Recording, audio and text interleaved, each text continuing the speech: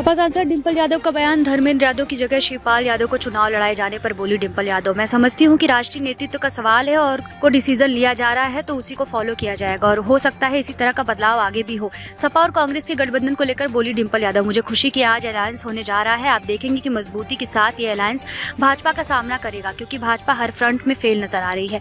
राहुल गांधी द्वारा दिया गया बयान, यूपी के युवा शराब के नशे में सड़कों पर झूमते हैं, जिस पर बोली डिंपल यादव, मैंने इस तरह का बयान नहीं सुना है, लेकिन मुझे पता है यूपी को जो युवा है बेरोजगार घूम रहा ही है, उसके पास काम नहीं है तो हताश है और उसकी आशाएं धीरे धीरे कम होती जा रही है क्योंकि सरकार नौकरी नहीं दे पा रही है। अगर नौकरी आती भी है तो पुलिस को नौकरी में अब भी जांच का विषय बन गया है। पेपर लीक होने का भी सवाल उठ रहे हैं और जो था $1 ट्रिलियन इकोनॉमी की बातें हो रही हैं, जो था डिफेंस कॉरिडोर बनने की बातें हो रही हैं, इन्वेस्टमेंट समिट की बात हो रही है, लाखों करोड़ उत्तर प्रदेश में आ रहा है। भारत का किसान हमारा परेशान है, हमारा असली राष्ट्रवाद किसान और जवान है। आवंटन किए गए थे, लास्ट में फैसला बदल दिया गया, शिवपाल जी को वहाँ बधाई भेज दिया गया। क्या लग रहा है कि पार्टी में आगे भी बदलाव कुछ होंगे? मैं समझती हूँ ये राष्ट्रीय नेतृत्व का सवाल है और जो डिसीजन लिया जा रहा है तो उसी को फॉलो किया जाएगा और इस तरह का हो सकता है बदलाव आगे भी हो सकते हैं। कांग्रेस और सपा में लगभग गठबंधन तय हो गया, आज शाम को प्रेस वार्ता भी शायद हो सकती है। 17 सीटों को लेके जहाँ तक सूचना मिलेगी सहमति बनी है। जी हुआ है कुछ ऐसा? अगर आपको सूचना मिली है तो कोई फैक्ट्स तो होंगे तभी आप तक सूचना आई है। नहीं, 2-3 सीटों को लेके कुछ अभी, लेकिन अब आप पे सूचना आई है तो मैं समझती हूँ कि कोई ना कोई सच्चाई होगी इसमें। धर्मेंद्र जी पहले वहाँ से थे, बधाइयों से, अब उनको क्या लग रहा है कहाँ उनको दी जा सकती? आने वाले समय में जिस तरह आप देख रहे हैं रोज लिस्ट निकल रही है हर हफ्ते में, तो आपको पता चल जाएगा कि धर्मेंद्र जी अगर लड़ेंगे तो कहाँ से लड़ेंगे। सांसद जी लगातार लिस्ट जारी की जा रही है, सांसद लगातार नहीं, खाली 3 लिस्ट आई है। 3 लिस्ट आई है। तेज प्रताप यादव जी का उसमें नाम नहीं निकल के आया, क्या मैं समझती हूँ राष्ट्रीय नेतृत्व तय करेगा कि कौन कहाँ से चुनाव लड़ेगा। और राहुल गांधी ने एक बयान दिया है कि यूपी के युवा जो हैं वो रात में शराब के नशे में सड़कों पे घूमते हैं। यूपी के युवा जो है वो शराबी है, रात भर सड़कों पे मतलब डांस करते हैं।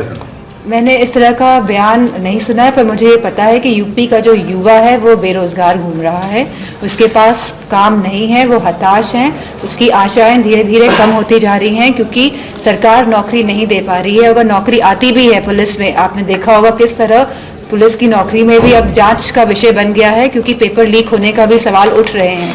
तो मैं समझती हूँ, और जो यहाँ पे $1 ट्रिलियन इकोनॉमी की बात हो रही है, जो यहाँ पे डिफेंस कॉरिडोर बनने की बात हो रही है, जहाँ पे इन्वेस्टमेंट समिट की बात हो रही है, जहाँ कह रहे हैं कि लाखों करोड़ रुपए उत्तर प्रदेश में आ रहा है, तो अगर उत्तर प्रदेश में इस तरह का कोई भी इन्वेस्टमेंट हो रहा होता तो मैं समझती हूँ कि यूपी की जो यूपी आगे बढ़ रहा होता, युवाओं के पास नौकरी होती, रोजगार होते, किसान खुशहाल होता। आज किसान की भी अगर स्थिति देख लेंगे क्या है, पूरे भारत का किसान हमारा आज परेशान है।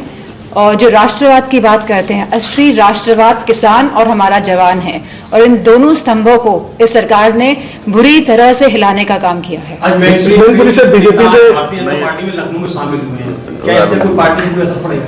मैं नहीं समझती हूँ क्योंकि शुरू से ही समाजवादी पार्टी के राष्ट्रीय अध्यक्ष जी का जो मूल जो फाउंडेशन थी वो थी पीडीए, और मुझे खुशी है कि आज अलायंस होने जा रहा है और आप देखेंगे कि कितनी मजबूती के साथ ये अलायंस भाजपा का सामना करेगा क्योंकि भाजपा हर फ्रंट में फेल नजर आ रही है। मैनपुरी से बीजेपी 4 स्तंभों की बात हुई थी, नारी की, युवाओं की, किसानों की और जवानों की। तो मैं समझती हूँ कोई भी खुश नहीं है, और स्पेशली जो ये अग्निवीर योजना लेके आए हैं, जहाँ हमारा गांव के किसान के बच्चे फौज में जाते थे, जहाँ अर्थव्यवस्था सही होती थी हमारे गांव की, तो उस सब को बर्बाद करने का काम अगर किसी ने किया है तो 10 साल की केंद्र की सरकार और लगभग 7 साल की उत्तर प्रदेश की सरकार ने किया है। केशव प्रसाद जी का नाम आ रहा है बीजेपी से, मैनपुरी से केशव प्रसाद जी का जो है नाम बताया जा रहा है लोकसभा चुनाव लड़ने के लिए। मुझे नहीं पता है। और कांग्रेस ने पोस्टर जारी किया है जिसमें राहुल गांधी को श्री कृष्ण दिखाया गया और अजय राय को। मैंने ये पोस्टर देखा नहीं है तो मैं मान नहीं। सांसद जी लगातार किसान धरना दे रहे हैं, सरकार कह रही है कि बैठक की जा रही है, बातचीत की जा रही है, लेकिन अभी तक किसानों के प्रति कोई भी निष्कर्ष हल निकल के नहीं आ रहा। कैसे मानते हैं इसको लेकर, क्या देखते हैं? मेरे हाथ में कुछ है नहीं इन सब चीजों को लेकर, तो मैं